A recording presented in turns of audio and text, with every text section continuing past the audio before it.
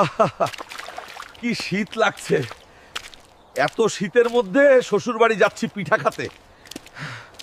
শাশুড়ি মা, পিঠাগুলো তো অনেক মজার হয়েছে। শীতের শুরুতেই এরকম মজার পিঠা খেয়ে মনটা ভরে গেল। সত্যি আপনার হাতে তো জাদু আছে। কি এগুলো?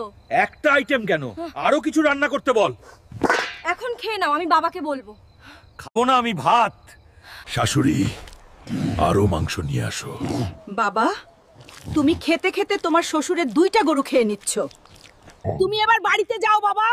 তোমাকে এইভাবে খাওয়াতে গিয়ে আমাদের সবকিছুই বিক্রি করতে হবে। তোর মা আমার খাবার দেখে কেন এত হিংসা করে? আমাকে কেন চলে যেতে বলবেন? তুই আমার বাড়িতে এসে আমার মেয়েকে ধমক দিস, তোকে দেখাচ্ছি মজা।